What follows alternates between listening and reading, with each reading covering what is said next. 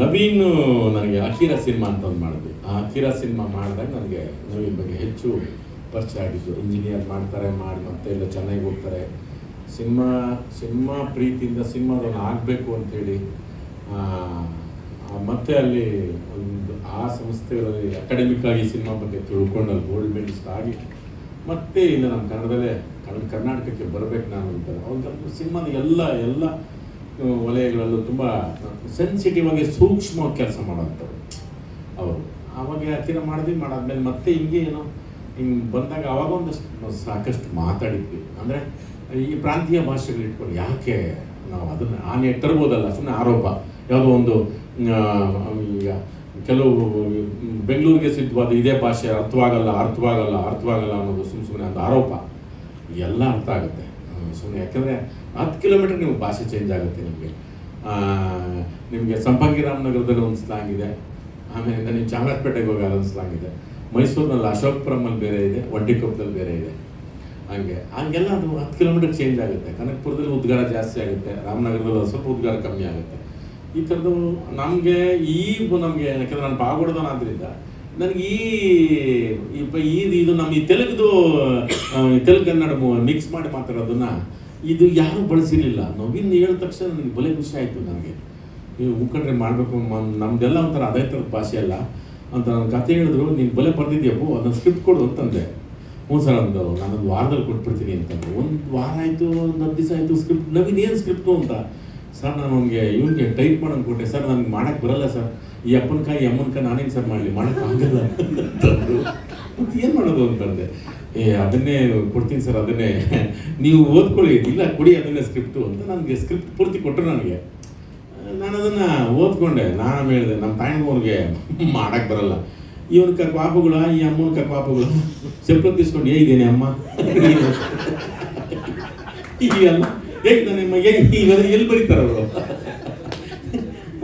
ತೋಡರಾಸಿ ಹಿಡಿಯಪ್ಪು ಅಂದ್ಬಿಟ್ಟು ಪ್ಯೂರ್ಗೆ ಕಣ್ಣು ಅಂತ ಮಾತಾಡ್ತಿದ್ದಾನೆ. ಪ್ಯೂರ್ ಕಣ್ಣು ಇದೆ, ಇವೆಲ್ಲ ಯಾರು ಮಾತಾಡ್ತಾರೆ, ಆಗಲ್ಲ ಬಿಡು ಅಂತೇಳಿ ನಾನು ನನಗೆ ಅದು ಓದ್ತಾನೆ ಭಾಳ ಖುಷಿ. ಯಾಕಂದರೆ ಅಲ್ಲಿ ಯಾಕೆ ಅಂದರೆ ಒಂದು ಭಾಷೆ ಅದು ಗೊತ್ತಿರಬೇಕು ಒಂದು ಆಮೇಲಿಂದ ಅದನ್ನು ಹೌದು ಬಳಸ್ಬೋದಲ್ಲ ಅನ್ನೋ ಒಂದು. ಎಲ್ಲ ಪಾತ್ರಗಳು, ಒಂದೊಂದು ಪಾತ್ರಗಳು ಶಂಕರ, ನನ್ನ ಪಕ್ಕದಲ್ಲಿ ಪ್ರತಿಮೆ, ಅದು ನನ್ನ ಸ್ಟ್ಯಾಚ್ಯೂ ಇದ್ದಂಗೆ ಇರುತ್ತೆ ಪಕ್ಕದಲ್ಲದು, ಶಂಕರನ ಪಾತ್ರ ಅದು ಅದನ್ನು ಹಿಂಗೆ ಕಥೆಗಳೆಲ್ಲ ಪಾತ್ರಗಳು ಕಟ್ತಾ ಹೋಗಿ ಆಮೇಲಿಂದ ಅವ್ರದ್ದು ಬೇರೆ ಥರದಲ್ಲಿ ಹೋಗ್ಬೋದಿತ್ತು. ಅವ್ರ ಅಕಾಡೆಮಿಕ್ಕಾಗಿ ಎಲ್ಲ ಸಿನಿಮಾ ಬಗ್ಗೆ ಗೊತ್ತಿರೋದ್ರಿಂದ ನವೀನ್ ಏನೋ ಬೇರೆ ಥರದ ಸೆಟಪ್ ಕಮರ್ಷಿಯಲ್, ಇದು ತುಂಬ ಕಮರ್ಷಿಯಲಾಗಿ ಮಾಡಿದ್ದಾರೆ. ಇದನ್ನು ಕಂಟೆಂಟು ತುಂಬ ಸ್ಟ್ರಾಂಗಾಗಿ ಇಂಟೆನ್ಸಿಟಿ ಇಟ್ಬಿಟ್ಟು ಮಾಡಿದಂಥ ಸಿನಿಮಾ. ಎಲ್ಲ ಪಾತ್ರಗಳು, ಸಂಪತ್ ಆಗ್ಬೋದು, ಇವ್ರದ್ದಾಗ್ಬೋದು, ಶಂಕರದಾಗ್ಬೋದು, ಮಂಜುದಾಗ್ಬೋದು, ಎಲ್ಲ ಪಾತ್ರಗಳು. ನನಗೆ ಇದೆಲ್ಲದಕ್ಕಿಂತ ಮೇಯ್ನ್ ಹೀರೋ ಇದರಲ್ಲಿ ಮೈಕಲ್ ಮಧು ಈ ಸಿನಿಮಾಗೆ ಸೂಪರ್ ಸ್ಟಾರ್. ಇದಕ್ಕೆ ಅವ್ರನ್ನ ಕರೆಸ್ಬೇಕು ಅಂತಲೇ ಇಷ್ಟೆಲ್ಲ ಕತೆ ಆಗೋದು. ಈ ಥರದ್ದು ಇದು ನನಗೆ ನವೀನ್ ಮಾಡ್ತೀವಿ ನನಗೆ ಭಾಳ ಖುಷಿ ಆಯಿತು. ಅವ್ರು ಹೇಳ್ದಂಗೆ ನಾನೇನು ಯಾವ ಥರದ್ದೇನು ಸಹಾಯ ಮಾಡೋದು, ಎಲ್ಲ ನನಗೆ ಏನು ಬೇಕು ಪೂರ್ತಿ ನನಗೆ ಇದು ಮಾಡಿದ್ದಾರೆ. ನನಗೆ ಈ ಥರದ್ದು. ಆಮೇಲೆ ನನಗೊಂದು ಕಿವಿ ತಕ್ಕೊಂಡು ನಾನು ಕಾಯ್ತಾ ಇರ್ತೀನಿ.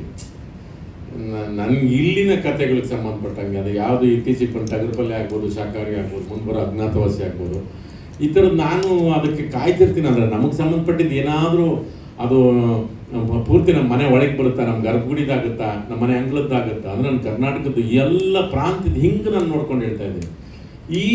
ಇದೆಲ್ಲೋ ನನಗೆ ಈ ಭಾಗ ನಮಗೆ ತೆಲುಗರು ಒಂಥರ ಆಕ್ರಮಿಸ್ಕೊಂಡು ಅದೊಂದು ಸಲ ತುಂಬ ಸಲಿಸು ನಮ್ಮದು ಪಾಗೋಡದಲ್ಲಿ 3 ನಿಂತಿದ್ರೆ ಅಪ್ಪ ಯಾರ ಕೂಕಳ ಮೀಕೇನು ಊಟಕ್ಕೆ ಶೇಷವ ಮಾಕೇನು ಬೇಕ್ಲೇದು ಹಿಂಗೆ ಕನ್ನಡ ಮಿಕ್ಸ್ ಮಾಡಿ ಬಂದ್ಬಿಡ್ತದೆ ನಮ್ಗೆ. ಬೇಕ್ಲೇದು ಅವ್ರು ಯಾರು ತೆಲುಗು ಕೇಳ್ಕೊಂಡ್ರೆ ಇದು ಯಾವುದ್ರ ಬೇಕ್ಲೇದು ಇದು ಅಂತ. ಬೇಕು ಲೇದು ಅಂತ ಊಟದ ಸೈಂಡ್ ಆ ದುಡ್ಡು ಬಿರ್ರಂಪಾಯಿ ಸರ್ರನ್ರ ಹಿಂಗೆ ಬಿರ್ರಂಪಾಯಿ ಸರ್ರನ್ರ ಅಂತ. ಇದನ್ನು ನಮ್ಮ ತಾಯಿಗೂ ತೆಲುಗಿಗೆ ಅರ್ಥ ಆಗಲ್ಲ. ಇದೇನು ಬಿರ್ನ ಏನು ಹೋಗೋದು ಸರ್ರನ್ ಬರೋದು ಅಂತ ಎಲ್ಲ ಕನ್ನಡ ಪದಗಳದು. ಈ ಥರದ್ದು ಇವರೆಲ್ಲ ಬರ್ದಾಗ ನನಗೆ ಸಖತ್ ಖುಷಿ ಆಗ್ಬಿಡ್ತು. ಇದನ್ನು ಚಿಕ್ಕಂದಿನ ಫೀಲ್ ಕೇಳಿದ್ದೆ. ಈ ಒಂದು ಚಿತ್ರಕ್ಕೆ ಇದು ಮೂರ್ತಿ ರೂಪ ಕೊಡ್ತಾರೆ, ಇದನ್ನು ಮಾಡ್ತಾರೆ, ಇದನ್ನು ನಮಗೆ ನಮ್ಮ ಜನ ಇದನ್ನು ಇಷ್ಟಪಡ್ತಾರೆ ಅಂತಂದರೆ ಅದೆಲ್ಲ ಒಂದು ಒಳತೋಟಿ, ಒಂದು ಒಳ ಆಸೆ ನಮಗೆ. ಇದನ್ನು ಹೌದು ಬೇರೆ ಬೇರೆ ಪ್ರಯತ್ನಗಳು ಎಲ್ಲ ಕಡೆ ಮಾಡಿರೋದ್ರಿಂದ ಇದನ್ನು ನಮಗೊಂದು ಆಸೆ ಪಡ್ತಾರೆ ಅಂತ. ಅದು ಹೆಚ್ಚಾಗಿ ಇನ್ನೂ ಒಂದು ದೂರದ ಸ್ವಾರ್ಥ ಏನಂತಂದರೆ ಈ ಈ ನಮಗೆ ದೇವನಹಳ್ಳಿ, ಚಿಂತಾಮಣಿ, ಶಿಡ್ಲಘಟ್ಟ, ಆನೆಕಲ್ಲು ಹಿಂಗೆ ಮ್ಯಾಲೆ ಬೀದರ್ ಲೆಕ್ಕಕ್ಕೆ ಹೋದ್ರೂ ಒಂದು ಸ್ವಲ್ಪ ತೆಲುಗುಗಳು ಇವ್ರು ಬಿಟ್ಟು ನಮ್ದು ಇದನ್ನು ನೋಡಲಿ, ಯಾಕೆ ನೋಡಲ್ಲ ಅನ್ನೋದೊಂದು ನವೀನ ಪ್ರಯತ್ನ. ಅದಕ್ಕೆ ಬೇಕಾದಂಥ ಎಲ್ಲ ತಯಾರಿಗಳನ್ನು ಮಾಡಿ ಇನ್ನೂ ಪಾಪ ಅವರು ಇದನ್ನು ಕೋಲಾರ, ಆನೇಕಲ್ ಸೈಡ್ ಹೋಗಿ ಮಾಡಬೇಕು ಅಂದ್ಬಿಟ್ಟು ಸರಿ ಮಾಡೋಣ ಅಂದ್ಕೊಂಡು ರೆಡಿ ಆಗಿ ಪಾಪ ಲೊಕೇಶನ್ ನೋಡ್ಕೊಂಡ್ಬಂದರು. ನೋಡ್ಕೊಂಬಂದ್ಬಿಟ್ಟು ನನಗೆ ಏನಾಯಿತು ಸರ್, ನಮಗೊಬ್ಬ ಲೊಕೇಶನ್ ತೋರಿಸ ನೋಡಿ ಸರ್, ಬೆಟ್ಟಗಳು ಬಂಡಿಗಳು, ಈ ಬೆಟ್ಟಗಳು ಬಂಡಿಗಳಲ್ಲಿ ನಿಂತ್ಕೊಂಡ್ರೆ ಕುಂಡಿಗಳಲ್ಲಿ ನೀರು ಬರ್ತಾವೆ ಸರ್ ಅಂತ. ಅದೇನಂತೆ ಅಂತೆ ಸರ್, ಸೆಕೆ 40-45 ಬಂಡೆ ಕಾವು, ಡ್ರೈ ಲ್ಯಾಂಡು. ಪಾಪ ನಮಗೆ ತೋರಿಸ್ತಾನೆ ಹಂಗೆ ಅಂದ ಸರ್ ಅವ್ನು, ಸರ್ ಬೆಟ್ಟಗಳು ಬಂಡೆಗಳು ಸರ್, ಕುಂಡಿಗಳು ನೀರು ಬರ್ತಾವೆ ಸರ್, ಇಲ್ಲಿ ಕಷ್ಟಗಳು ಸರ್ ಇಲ್ಲಿ ಮಾಡಕ್ಕೆ ನೀವು ಶೂಟಿಂಗ್ಗಳು, ಆಮೇಲಿಂದ ಹಂಗೆ ಅಂತಂದ್ರೆ ಆವಾಗ ನಮ್ಮದು ಎಲ್ಲ ಸಿನಿಮಾಗಳು ಇಲ್ಲಿ ಬಂದಿದ್ದು ಸರ್, ಪ್ರೇಮ್ನು, ಆಮೇಲೆ ಮಲಾಶ್ರೀ, ಅಮ್ಮಗಳೆಲ್ಲ ಬಂದು ಅವ್ರ ಅಮ್ಮಂದೆಲ್ಲ ಎತ್ತವ್ರು ಶೂಟಿಂಗಲ್ಲಿ ಕಷ್ಟ ಸರ್ ಇಲ್ಲಿ ಅಂತ. ಅವನು ಹಿಂಗೆ ಎತ್ತದಂತ ಶೂಟಿಂಗು, ಅಮ್ಮನು ಮಲಾಶ್ರೀ ಅಮ್ಮನು ಬಂದಿದ್ರು, ಆ ಅಮ್ಮಂದು ಇಲ್ಲಿ ಗಂಟ ಮಲಾಶ್ರೀ ಅಮ್ಮಂದು ಎತ್ತಿದ್ರು. ಆ ಅಮ್ಮಂದು ಒಂದು ಮಧ್ಯಾಹ್ನಕ್ಕೆ ಪ್ರೇಮ ಅವ್ರು ಬರ್ತಾರಂತ, ಆ ಅಮ್ಮಂದು ಎತ್ತಾರಂತೆ. ಎಲ್ಲ ನೀವು ಗಂಡಸರುಗಳು ನಿಮ್ದು ಎತ್ತಾರಪ್ಪ ಅಂತಂದ್ರೆ, ಹೂನಪ್ಪ ನಮ್ದು ಎತ್ತಾರೆ, ಅವ್ರು ಎತ್ತಾರೆ ಶೂಟಿಂಗ್ ಎತ್ತೋದು ಅಂತ ಅವ್ರಿಗೆ, ಹೂನಪ್ಪ ಎತ್ತಾರೆ ಅಂತಂದು.